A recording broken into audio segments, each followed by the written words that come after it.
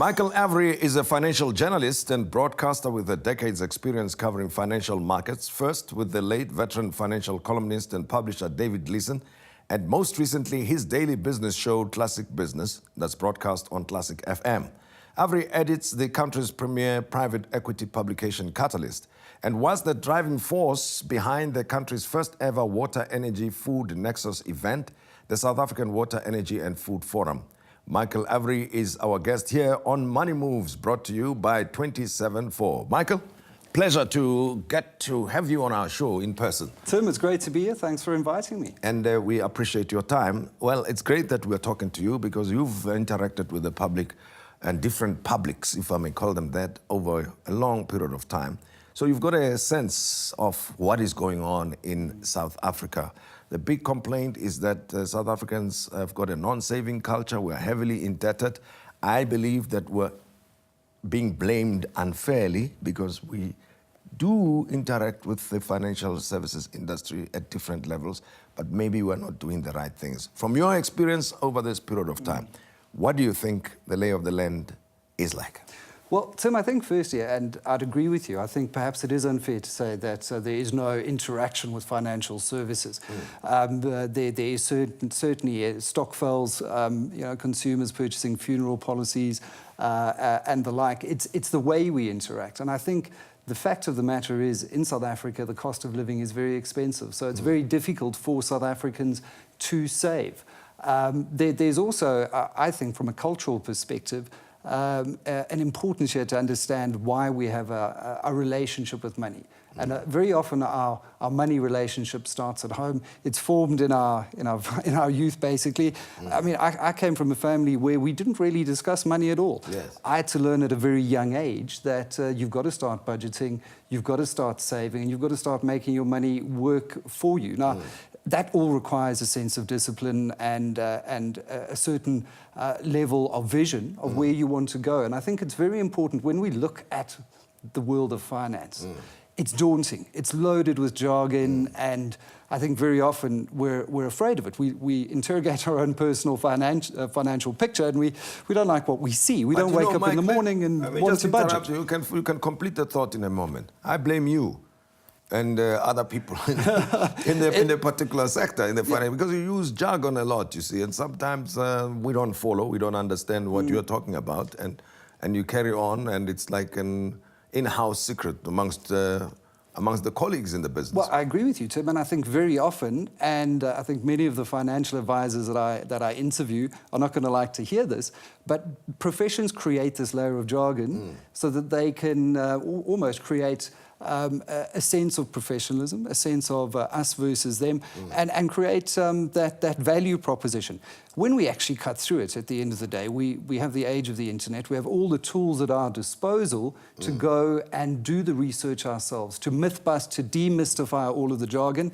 And, I'll admit the financial media has a big role to play in doing that. I'll give you an example. Over in the States, and, this is a common example of the cultural difference that we're talking about here. You will have two blue-collar workers discussing what happened on the Dow or the S&P that day, the American Stock Exchange. And it's filtered down all the way to, the blue-collar worker. Everyone is interested in stocks, in the economy, in investing. You don't hear those conversations happening here. And if we started inculcating that, and those conversations started happening, then I think across the board, the South African savings and wealth picture would show a market improvement, and it starts by understanding. Now, the other thing is that people are sold all kinds of products, right? And it doesn't matter which level of LSM you are. And then somebody who needs to save money for children's education would be sold a funeral plan instead, for instance. Or somebody who should be investing in a pension is told that it's better to invest in a funeral plan than a pension. Those types of things. So what's your view about the way products are being sold and the way people get to interact with the financial services? The point I'm making is that it is only at the point of products being sold that people interact with the system and what is available out there. And I think there are a few important points to note there, Tim. Firstly, from a regulatory perspective, the Financial Services Board is well aware of this, this sort of product pushing and mis-selling that's been going on in the market. So they've implemented regulations called Treat Your Customer Fairly, TCF. Yeah. And within that, you are not allowed to sell the incorrect product. If the consumer can demonstrate that they were missold a product, they actually have rights. So I think it's incumbent upon the consumer out there to go and find out what your rights are. At that point of engagement, before anyone sells you anything, you pick up that phone and someone's trying to cold call you and sell you a cell phone contract or whatever. We're bombarded daily by it. But know that you have rights before you ever say yes to anything or sign on the dotted line. And I think on the technology front, we're actually moving beyond a world where we sold products by purely advisors. We've actually developed algorithms named robo-advisors. So it's a front end, it's a website. Millennials, as we know, love interacting through technology and social media.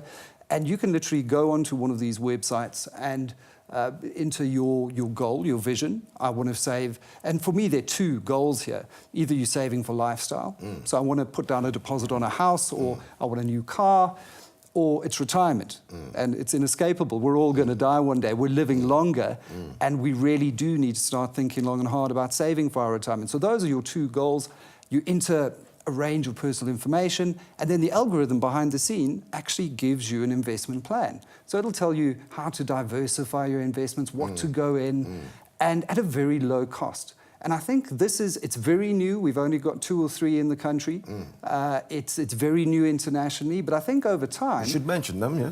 Signia is the one, okay. Signia Asset Management. Okay. And perhaps we can have the CEO on the show sometime and run through it, because I think it's an excellent low-cost product.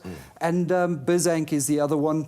And I think what this does is it democratizes savings and investments in a way that we haven't seen in the South African market yet. So it's a truly exciting time. And I think as this technology grows, perhaps we'll start seeing that cultural shift. But here's another thing. Many of us contribute to pensions. I'm going back to the earlier story about the Americans and blue-collar workers discussing the Dow on the day. We have these pensions, or we make contributions to them, but we do not know where the pensions are invested. And many of us do not understand or have a sense of the influence that pension funds have in how money is invested in our economy. Can you talk to this issue for a while? Because whether we are investing directly or indirectly through pensions, somehow you're affected by all of this, right? It's a great question, I think, Tim. And why I love it is because it then places you within this great economic system. Yes. And then one gets an understanding of the ripple effects that we all have throughout the economy. So if our pension is invested by a large institution, these large institutions generally have very low risk appetite. So they're not going to be very risky with your money. They're going to go into not the riskier small cap stocks, the bigger companies listed on the JSE. They'll diversify, they'll buy some government bonds. And if we have an understanding of where that money is going, then I think I, as a worker, can understand that the higher my productivity, the better my pension is actually going to perform at the end of the day, because of its link to those companies that these big institutions are investing that pension money in. So I think there needs to be a conversation around pensions, around how that pension money is invested. And very often it's incumbent upon the employer as well to ensure that we're in a system where we've moved from what are called, and I hate the jargon, but I have to mention it, defined benefit funds to defined contribution funds. Now, very simply, a defined benefit fund meant that you, as an employee, would get X amount after 40 years of long service, as it was in the good old days. Yeah. Now, employees move around. It's a defined contribution system. Yes. And that means it's now incumbent upon you as the employee to look after your pension, so to speak. And when you change employers, don't cash it out. You'll get taxed at the maximum rate of 40%. Keep it invested and take it with you from different employee to different employee and grow it over time. But it's, I think, that conversation. And if we start having that conversation, it will really spark this interest. Well, so much to talk about, Michael, and I appreciate that you paid us a visit and we have this chat. We'll have to open it up. You said we should invite the CEO of, is it Signia? Yeah. For instance, and there are so many issues flying around in my head at this time, but we'll have to pick them up in the future. I appreciate your time. And thank you too, Tim, for broadening the conversation. I think it's about time. Much appreciated. That's Michael Avery, an established financial journalist and also presenter, and has been in the field of covering financial services sector for more than a decade, sharing with us his insights. We'll continue with the show in a moment.